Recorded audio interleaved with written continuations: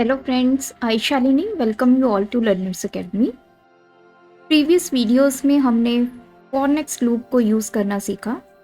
बहुत अलग अलग वेज से मैंने आपको फॉर नेक्स्ट लूप को यूज़ करना बताया, जैसे कि हमने सेल्स, रेंज ये भी यूज़ किया। और आज के वीडियो में हम फॉर नेक्स्ट लूप यूज़ करेंगे with offset function.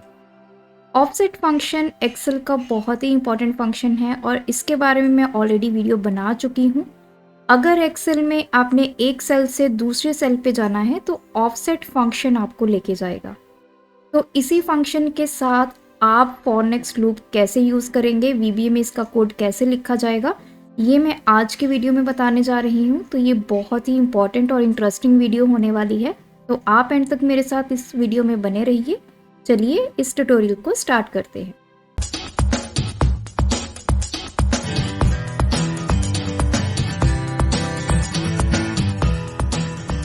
Previous video में हमने देखा कि इस कोड की हेल्प से हमने फ्रॉम सेल A1 से लेके A10 में 1 to 10 प्रिंट करवाया। सेम हम आज भी करेंगे। हमारा टास्क सेम है, A1 सेल में 1 प्रिंट करना है, A2 सेल में 2 प्रिंट करना है, अप टू A10 सेल में 10 प्रिंट करना है। लेकिन जो कोड हम लिखेंगे उसमें हम यूज़ करेंगे अपना ऑफसेट फंक्शन। तो चलिए सबसे पहले अपना सब प्रोसीजर ऐड करते हैं।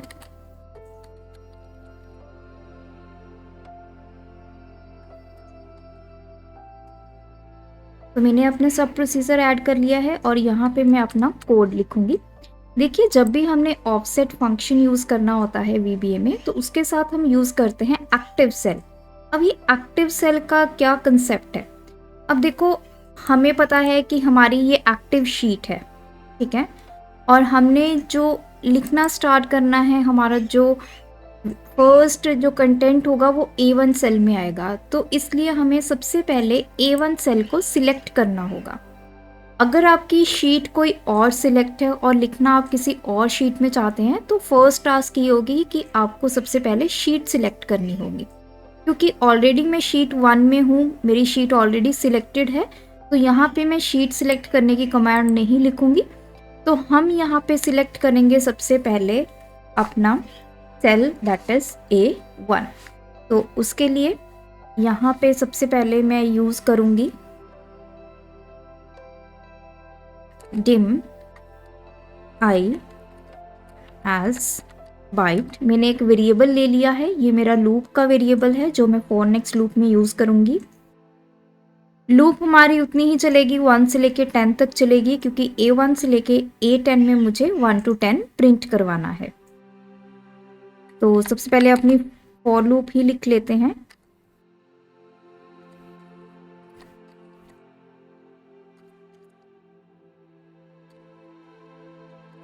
इस कोड के साथ तो आप फैमिलियर हैं। सबसे पहले हमने एक आई वेरिएबल डिक्लेयर किया जिसकी डेटा टाइप है बाइट। उसमें जो हम डेटा भेजेंगे 0 से लेके 255 रेंज तक भेज सकते हैं। उसके बाद मैंने फॉर लूप लगाई, जो आई की वैल्यू है 1 से शुरू होगी, कहाँ तक जाएगी, 10 तक। इनिशियल वैल्यू 1 है तो 1 से 2 तक जाने के लिए हमने यूज़ किया है नेक्स्ट देन आई। अब हमें करना क्या है, बेसिकली मुझे सबसे पहले A1 सेल को सिलेक्ट करना है। तो उसके लिए लूप से बाहर मैं लिखूंगी रेंज A1 डॉट सिलेक्ट। तो इससे क्या होगा, हमारा सबसे पहले A1 सेल जो है वो सिलेक्ट हो जाएगा, हमारा जो कर्सर है वो A1 सेल पे आ जाएगा। अब हम A1 सेल पर हैं तो ये हमारा एक्टिव सेल है। तो अब हम लिखेंगे active cell dot value is equals to I. अब आई में मेरी वैल्यू है 1, ये वैल्यू किस में चली जाए, मेरे एक्टिव सेल में चली जाए। क्योंकि मेरा एक्टिव सेल अभी प्रेजेंटली A1 है तो यहाँ पे आपका 1 डिस्प्ले होगा। अगर मैं इस कोड को रन करती हूँ तो देखिए इसमें वैल्यू आई है 10। 10 क्यों आई है, क्योंकि बार बार ये कोड एग्जीक्यूट हुआ, पहले 1 वैल्यू आई, देन 2 आई, 3 आई, 4 आई। तो इससे क्या हुआ, एक्टिव सेल हमारा सेम रहा, दैट इज A1। तो वैल्यू ओवरराइट होती रही और लूप आपकी 10 बार चली, इसलिए आपका यहाँ पे आ गया 10 वैल्यू। अब क्योंकि मुझे A1 सेल से A2 सेल पे जाना है, तो यहाँ पे 1 हो, जब मेरी i की वैल्यू 2 हो तो मैं A2 सेल पे चली जाऊँ और जो 2 वैल्यू है वो आपकी A2 में आ जाए। तो उसके लिए मुझे क्या करना है, यहाँ पे मैं A1 सेल से A2 सेल में मूव करूँगी। तो उसके लिए मैं यूज़ करूँगी offset function, that is active cell dot offset. और जब भी हम ऑफसेट फंक्शन यूज़ करते हैं, इसमें हमें दो चीज़ें देनी होती हैं, एक देना होता है रो और दूसरा देना होता है कॉलम ऑफसेट। तो रो हम यहाँ से A1 से A2 पर गए। याद रखिए, जब भी हम ऑफसेट फॉर्मूला यूज़ करते हैं, जिस पोजीशन पे हम ऑलरेडी हैं उसको हम एज अ 0 अज्यूम करके चलते हैं। अब हमें 0 से 1 पे जाना है, तो मैं यहाँ पे रो में दूंगी 1। तो इससे क्या होगा, A1 से A2 सेल में आ जाएगा और उसके बाद आ जाता है कॉलम।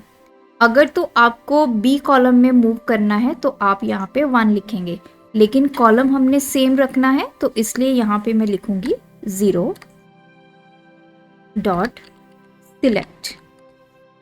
तो ये स्टेटमेंट क्या करेगी, जैसा ही मेरे A1 सेल में 1 वैल्यू प्रिंट होगी, उसके बाद आपका ऑफसेट की हेल्प से आप मूव कर जाएंगे A2 के ऊपर। वो सेल आपका सिलेक्ट हो जाएगा और वो आपका एक्टिव सेल बन जाएगा। तो जब वो एक्टिव सेल बन जाएगा, दोबारा से लूप चलेगी, जो भी i की वैल्यू होगी वो आपके एक्टिव सेल में चली जाएगी। तो अभी यहाँ से इसको हम डिलीट करेंगे और अपने कोड को हम यहाँ से इसको 1 बाय 1 में इसको डीबग करूँगी लाइंस को, और आप देखते जाइए क्या इसका इफेक्ट पड़ेगा। साथ ही में हम यहाँ से अपनी लोकल विंडो को एक्टिवेट कर लेते हैं, ताकि हमें जो i वेरिएबल है उसकी वैल्यूज़ पता चलती रहे कैसे वो चेंज होंगी। तो जैसे मैंने ये लाइन एग्जीक्यूट की तो देख सकते हैं i की वैल्यू हो चुकी है 1। ये 1 वैल्यू आपकी एक्टिव सेल में चली जाएगी। अभी आपका जो एक्टिव सेल है दैट इज A1। तो जैसे ही मैं F8 प्रेस करूंगी तो देखिए A1 सेल में 1 वैल्यू जा चुकी है। अब ये जो नेक्स्ट लाइन है, इसने क्या करना है, ऑफसेट फंक्शन क्या करेगा, आपको एक सेल नीचे लेके आएगा, दैट इज A2 में। रो आपकी एक सेल इंक्रीमेंट हो गई और कॉलम आपका सेम रहेगा। आप A2 में आ जाएंगे और वो आपका एक्टिव सेल बन जाएगा। तो जैसे मैं F8 प्रेस करूंगी तो देखिए यहाँ पे देख सकते हैं आप, आपका जो सेकंड सेल है A2 वो क्या हो चुका है, सिलेक्ट हो चुका है। तो इसमें बेसिकली हम कर यही रहे हैं, सबसे पहले हमारा सेल सिलेक्ट होता है, फिर हम उस सेल में एक्टिव सेल की हेल्प से वैल्यूज को इंसर्ट करवा रहे हैं। और ऑफसेट फंक्शन आपका एक एक करके जो सेल है वो सिलेक्ट करने में हमारी हेल्प कर रहा है। नीचे जो हम मूव कर रहे हैं वो ऑफसेट की हेल्प से मूव कर रहे हैं, और जो सेल सिलेक्ट हो रहा है वो सिलेक्ट कमांड की हेल्प से हो रहा है। अब मैं F8 करूंगी। अब नेक्स्ट i जैसे ही एग्जीक्यूट होगा i की वैल्यू 2 हो जाएगी। अब हमारा एक्टिव सेल क्या हो चुका है, A2, और जो भी i की वैल्यू है दैट इज 2 वो किस में चली जाएगी, आपके एक्टिव सेल में चली जाएगी। तो देखिए सिमिलरली अब ये जो नेक्स्ट स्टेटमेंट है ये क्या करेगी, आपका जो A3 सेल है उसको एक्टिव सेल बनाएगी, उसको सिलेक्ट करेगी। तो देखिए हमारा अब ये एक्टिव सेल हो चुका है और ये सिलेक्ट हो चुका है। और जब मैं नेक्स्ट टाइम इस स्टेटमेंट को डीबग करूंगी तो हमारी i की वैल्यू 3 हो चुकी है। अब ये 3 वैल्यू आपके एक्टिव सेल में चली जाएगी और ये प्रोसेस आपका रिपीट होता जाएगा।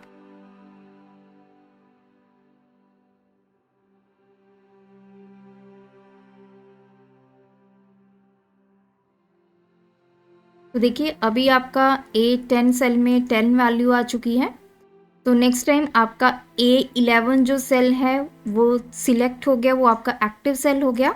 जैसे ही मैं नेक्स्ट i स्टेटमेंट एग्जीक्यूट करूंगी i की वैल्यू हो जाएगी 11, और आपकी जो लूप है वो 1 से लेके 10 तक चलनी है, क्योंकि i को हमने 1 to 10 असाइन किया है। और यहाँ पे आपकी जो प्रोसेसिंग है वो ख़त्म हो जाएगी, आपका कोड जो है वो एग्जीक्यूट हो चुका है। तो इस तरह से आप ऑफसेट फंक्शन की हेल्प से भी सेम नंबर्स को डिस्प्ले कर सकते हैं। जैसे हमने प्रीवियस वीडियोस में देखा कि 1 to 10 हमने डिस्प्ले किया था, लेकिन उसमें हमने सेल्स यूज़ किया, रेंज यूज़ किया। लेकिन आज की वीडियो में मैंने आपको बताया कैसे आप offset, select and active cell की हेल्प से अपने वैल्यूज़ को डिस्प्ले कर सकते हो। अगर ये वीडियो आपको अच्छी लगी हमें कमेंट करके ज़रूर बताइए। ऐसी और वीडियोस देखने के लिए चैनल को सब्सक्राइब कीजिए, वीडियोस को लाइक कीजिए, शेयर कीजिए। VBA की ऑलरेडी 2 प्लेलिस्ट हमारे चैनल पर आ चुकी हैं, बिगनर लेवल के लिए और वेरिएबल्स के ऊपर। अगर आपने वो प्लेलिस्ट मिस कर चुके हैं तो चैनल पर जाकर आप वो प्लेलिस्ट ज़रूर चेक करें। Thanks for watching this video, keep supporting us.